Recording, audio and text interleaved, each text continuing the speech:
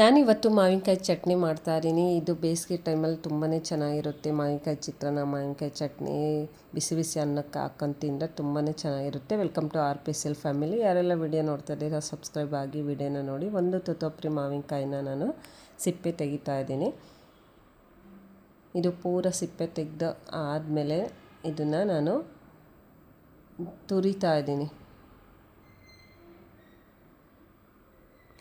ಕೊಬ್ಬರಿ ತುರಿಯೋದು, ಸೌತೆಕಾಯಿ ತುರಿಯೋದು ಬರುತ್ತಲ್ಲ, ಅದರಲ್ಲಿ ತುರ್ಕೊಂಡಿದ್ದೀನಿ ನೋಡಿ. ಇದನ್ನು ಒಂದು ಅರ್ಧ ಬಟ್ಲಷ್ಟು ಆಗಿದೆ. ಇದಕ್ಕೆ 1-1.5 ಟೇಬಲ್ ಸ್ಪೂನ್ ಎಣ್ಣೆ ಹಾಕಿ ತುರಿದಿರೋಂಥ ಮಾವಿನಕಾಯಿ ತುರಿನ ಹಾಕಿ ಎಣ್ಣೆಯಲ್ಲಿ ಫ್ರೈ ಮಾಡ್ಕೊತಾ ಇದ್ದೀನಿ.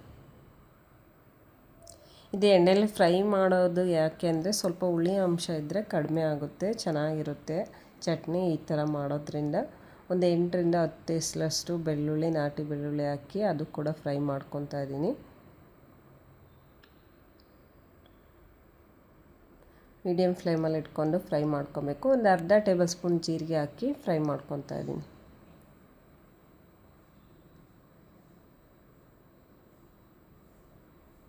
ನೋಡಿ, ಈ ಥರ 1-2 ನಿಮಿಷ ಜೀರಿಗೆ ಹಾಕಿ ಆದಮೇಲೆ ಫ್ರೈ ಮಾಡ್ಕೊಬೇಕು.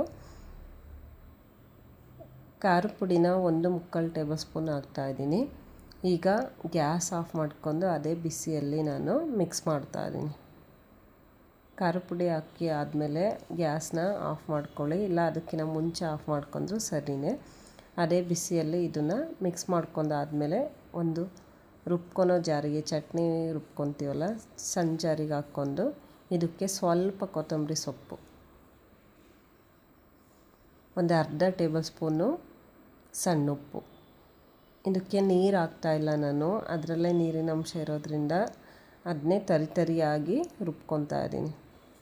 ನೋಡಿ, ಚೆನ್ನಾಗಿದೆ ಅಲ್ಲ, ನೋಡೋಕ್ಕೆ ಚೆನ್ನಾಗಿದೆ, ಇನ್ನು ತಿನ್ನೋಕ್ಕಂತೂ ರುಚಿಯಾಗಿರುತ್ತೆ. ಇದಕ್ಕೆ ಒಗ್ಗರಣೆ ಕೊಡ್ತಾಯಿದ್ದೀನಿ.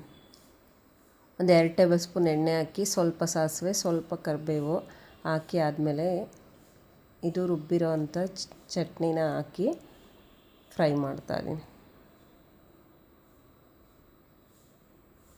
ನೋಡಿ, ಈ ಥರ ಮಾಡಿ ಇಡೋದ್ರಿಂದ 1-2 ದಿನ ಯೂಸ್ ಮಾಡ್ಬೋದು, ಹಾಳಾಗೋದಿಲ್ಲ, ಏನಿಲ್ಲ.